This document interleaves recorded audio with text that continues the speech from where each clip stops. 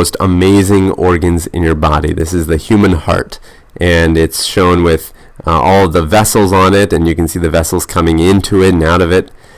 But the heart at its core is a pump, and this pump is why we call it the hardest working organ in our body, because it starts pumping blood from the point where you're a little fetus, maybe about 8 weeks old, all the way until the point where you die. And so this organ, I think it'd be really cool to look at in a little bit more detail, but it's hard to do that looking just at the outside. So what I did is I actually drew what it might look like on the inside. So let me actually just show you that now, and we'll follow the path of blood through the heart using this diagram. Let me start with a little picture in the corner. So let's say we have a person here, and this is their face, and this is their neck.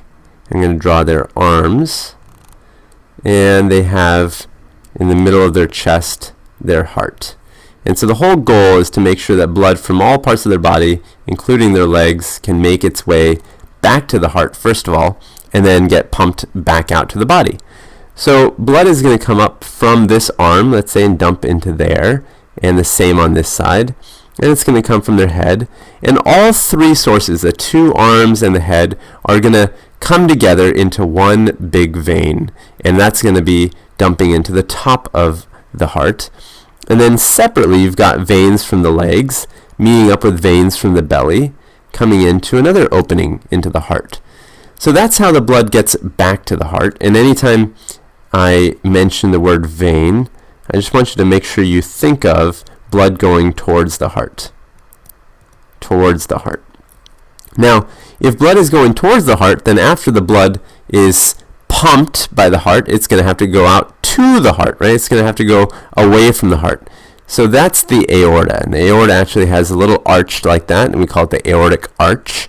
And it sends off one vessel to the arm, one vessel up this way, a vessel over this way, and then this arch kind of goes down, down, down, and splits like that. So this is kind of a simplified version of it, but you can see how there are definitely some parallels between how the veins and the arteries are set up. And arteries, so anytime I mention the word artery, I want you to think of blood going away from the heart. And an easy way to remember that is that they both start with the letter A. So going to our big diagram now, we can see that blood coming in this way and blood coming in this way is ending up at the same spot. It's going to end up at the, actually maybe I'll draw it here, is ending up at the right atrium. Right atrium. That's just the name of the chamber that the blood ends up in. And it came into the right atrium from a giant vessel up top called the superior vena cava. And this is a vein, of course, because it's bringing blood towards the heart. And down here, the inferior vena cava. Inferior vena cava. So these are the two directions that blood is going to be flowing. And once blood is in the right atrium, it's going to head down into the right ventricle. So this is the right ventricle, down here. This is the second chamber of the heart. And it gets there by passing through a valve. And this valve and all valves in the heart are basically there to keep blood moving in the right direction, so it doesn't go in the backwards direction. So this valve is called the tricuspid valve. Tricuspid valve. And it's called that because it's basically got three little flaps. That's why they call it tri. And I know you can only see two in my drawing, and that's just because my drawing is not perfect. And it's hard to show kind of a flap coming out at you, but you can imagine it. So blood goes into the right ventricle, and where does it go next? Well, after that, it's going to go this way. It's going to go into this vessel, and it's going to split. But before it goes there, it has to pass through another valve. So this is a valve right here called a pulmonary valve. Pulmonary valve. And it gives you a clue as to where things are going to go next, right? Because the word pulmonary means lungs.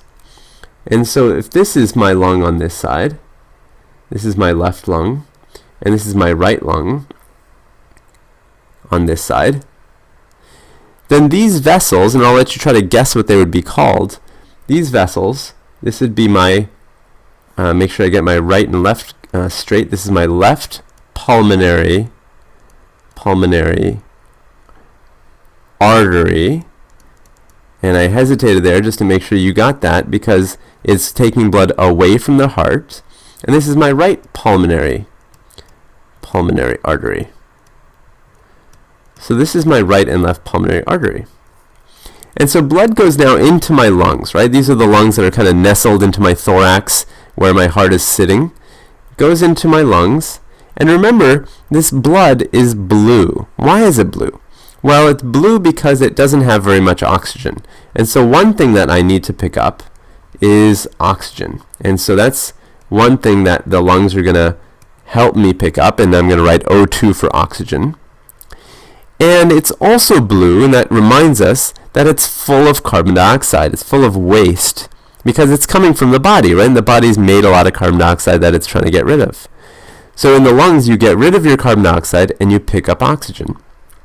So that's why I switch at this point from a blue-colored vessel to a red-colored vessel. So now blood comes back in this way, and dumps into this chamber. So what is that? This is our left atrium. So just like our right atrium, we have one on the left. And it goes down into, and you can probably guess what this one is called, it's our left ventricle. So just like before, where it went from the right atrium to the right ventricle, now we're going from the left atrium to the left ventricle. And it passes through a valve here, right? So this valve is called the mitral valve. And its job is, of course, to make sure that blood does not go from the left ventricle back to the left atrium by accident. It wants to make sure that there's forward flow. And then the final valve, and I have to find a nice spot to write it, maybe right here, this final valve that it passes through is called the aortic valve. And the aortic valve is going to be what divides the left ventricle from this giant vessel that we talked about earlier. And this is, of course, the aorta. This is my aorta. So now blood is going to go through the aorta to the rest of the body.